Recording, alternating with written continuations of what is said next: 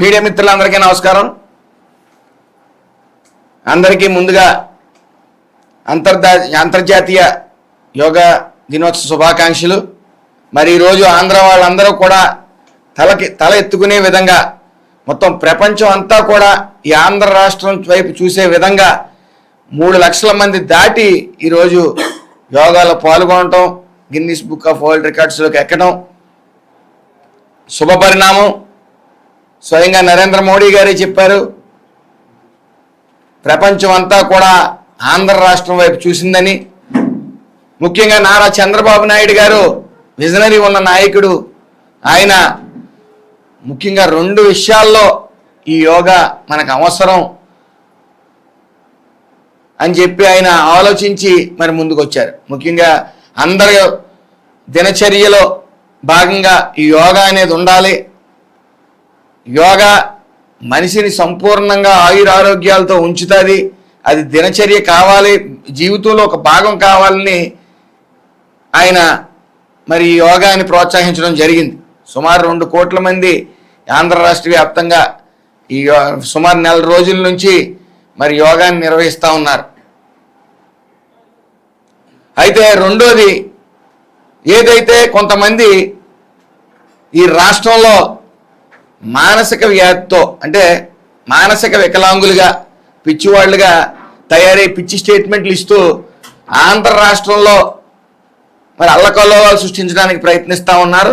మరి ఇంతమంది యోగా డే రోజున ఇంతమందితో యోగా నిర్వహిస్తే కనీసం వీళ్ళు కూడా యోగాని ప్రయత్నిస్తారు, మానసికంగా కుదుట పడతారని చెప్పి ఏదైతే జగన్మోహన్ రెడ్డి అని టీం ఉందో వాళ్ళ కోసం కూడా ఈ యోగాంధ్రాన్ని అంటే రపరప తల నరికేస్తానంటంలో తప్పు లేదు. పైగా తెలుగుదేశం పార్టీ నుంచి మా పార్టీలోకి వచ్చాడు, మమ్మల్ని ఆదర్శంగా తీసుకుని తల నరికేస్తానంటున్నాడు, తప్పే ఉంది అంటున్నాడు ఆయన. మరి ఆయన ముఖ్యమంత్రి ఎలా అయ్యాడో, మరి 5 ఏళ్ళు ఎలా పాలించాడో మనం చూసాం. రపరపలు ఆడించేశాడు చెట్లను కానీ మనుషుల్ని కానీ ఆయన ప్రత్యర్థుల్ని కానీ. అలాగే ముఖ్యంగా పట్టాభి గారి గతంలో బోసిడీకే అని అన్నప్పుడు ఆయన డైరెక్ట్గా ఓ ప్రజావేదికకి సాక్షిగా బోసిడీకే అంటే దాని అర్థం లంజా కొడక అని చెప్పేసి ఆయనే చెప్పడం జరిగింది. నా తల్లిని తిట్టాడు, ఎందుకు ఊరుకుంటున్నారు కార్యకర్తలు అని చెప్పి టీడీపీ కార్యాలయాన్ని పగలగొట్టించాడు ఆ రోజున ఆయన. అంటే పెద్ద ఫిలాసఫర్ ఆయన. అంటే బోసిడీకే అంటే లంజా కొడక అనేది పదాన్ని ఆ ఫిలాసఫర్ కనిపెట్టాడు ఆయన. మరి ఆ పదానికి లంజా కొడక అనే అర్థం భూప్రపంచంలో ఎవరికీ తెలియదు, ఆయన తెలిసినట్టు. మరి అలా రెచ్చగొట్టాడు ఈ రోజున. ఆ రెచ్చగొట్టడంతో పాటు ఈరోజు రౌడీ షీటర్లు ఎక్కడో ఒక గంజాయి తాగి పోలీసు వాళ్ళని కొడుతుంటే వాళ్ళని మందలించినందుకు ఈయన మళ్ళీ ఓదార్పు యాత్ర, జైల్లో ఉన్న వాళ్ళకి ఓదార్పు యాత్ర. ఈ ఓదార్పు యాత్రలో ఈ ఫ్యాక్షనిస్టుల్ని, ఈ యొక్క డ్రగ్ మాఫియాని డైరెక్ట్గా సపోర్ట్ చేస్తూ ఉన్నాడు. అంటే ఏదో ఈ అల్లకల్లోలం సృష్టించాలి. మొన్నటి వరకు తల్లికి వందనం ఇవ్వలేదని ఏడ్చేవాడు ఆయన. ఆయన 42 లక్షల మందికి ఇస్తే 67 లక్షల మందికి మరి ప్రతి పిల్లకి ప్రతి ఒక్కరికి ఇవ్వాలనే నెపంతో ఇంట్లో ఎంతమంది ఉంటే అంతమంది పిల్లలకి కూడా 67 లక్షల చిల్లర మందికి ఇవ్వడం జరిగింది. ఇవన్నీ జీర్ణించుకోలేక డైవర్ట్ పాలిటిక్స్, ఏదో అలజడి సృష్టించాలి. అసలు మాజీ ముఖ్యమంత్రి స్థాయిలో ఉండి నరికితే తప్పే ఉంది అని అంటాం. పైగా పుష్ప 2లో డైలాగ్ వేస్తే చెప్పుకోవడమే స్వేచ్ఛ లేదా అని అడుగుతా ఉన్నాడు. స్వేచ్ఛ ఉంది, సినిమా డైలాగులు. ఈయన కాదు కదా ఈ సినిమాలో హీరో. ఈయన సినిమా అయిపోయింది, సినిమా అయిపోయి దుకాణం సర్దేహాడు ఈయన. శుభం కార్డు వేస్తారు ప్రజలు, రాష్ట్ర ప్రజలు అందరూ కూడా.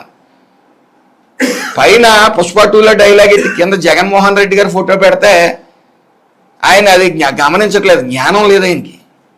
మరి ఈయన ఓ నాయకుడు, కింద ఉన్న వాళ్ళు ఆయన అనుచరులు. సొంత బాబాయిని చంపేసి వాళ్ళు టీం అందరికీ ఒక రోల్ మోడల్గా ఉన్నాడు. ఏదేమైనప్పటికీ ఇలాంటి నాయకులకి కొద్ది మానసిక ఉల్లాసం కావాలి, మానసికంగా వాళ్ళు కుదుట పడాలి. ఆయన ఇంకా కూడా పిచ్చి భ్రమలో ఉన్నాడు, నేనే సీఎం అని. అందుకనే కూడా డప్పు బ్యాచ్ ఉంటుంది, చిరతల బ్యాచ్, సీఎం అంటా ఉన్నారు. వాళ్ళకి ఎలాగ జ్ఞానం లేదు, ఇతనికేం లేదు. అయితే ఏదేమన్నప్పటికీ ఆయన మానసిక స్థితి బాగోవాలని ఆ లండన్ మందులు కూడా పవర్ సరిపోవట్లేదని గమనించే మరి ఈ రాష్ట్ర ప్రజలు ఆరోగ్యం బాగుండాలి అనే ఆలోచనతో పాటు విజనరీ ఉన్న నాయకుడు చంద్రబాబు నాయుడు గారు. కాబట్టి ఇతను మానసికంగా ఇబ్బంది పడుతున్నాడు, ఈ టీము రాష్ట్రంలో అల్లకల్లోలాలు సృష్టించడానికి చూస్తున్నారని చెప్పి ఆలోచించి మరి యోగాంధ్రాన్ని ఇంత ఘనంగా నిర్వహించాం. మరి వాళ్ళందరూ కూడా యోగాన్ని ప్రాక్టీస్ చేస్తారని, వాళ్ళు మానసికంగా దృఢం అవ్వాలని మనస్ఫూర్తిగా కోరుకుంటున్నాను. ఎందుకంటే ఇతని వెనకాల ఉన్న వాళ్ళు కూడా కొంతమంది మూర్ఖులు ఇతన్ని అనుసరించి రపరపా నరికేద్దామని గొడ్డలు అట్టుకుని తిరుగుతూ ఉన్నారు ఇంకా రాష్ట్రంలో పిచ్చోళ్ళ. కాబట్టి వీళ్ళందరికీ కూడా యోగా అవసరం. ఆ యోగాని వాళ్ళు ప్రాక్టీస్ చేసి, యోగా దినోత్సవ సందర్భంగా నేను వాళ్ళందరికీ చెప్తాను, ప్రాక్టీస్ చేసి మానసికంగా ఆ లండన్ మందులు ఎలాగా పనిచేయలేదు కాబట్టి యోగా ద్వారా ఖచ్చితంగా వాళ్ళు మానసికంగా దృఢమవుతారని నేను విశ్వసించి వాళ్ళందరినీ కూడా యోగాలో పాల్గొవాలని, రోజు వాళ్ళ దినచర్య వాళ్ళ జీవితంలో ఒక భాగం ప్రతిరోజు దానికి టైం కేటాయించాలని, వాళ్ళు మానసికంగా కుదురుపడాలని ఆ భగవంతుడిని, ఆ సర్వేశ్వరుడిని మనస్ఫూర్తిగా కోరుకుంటా ఉన్నాను.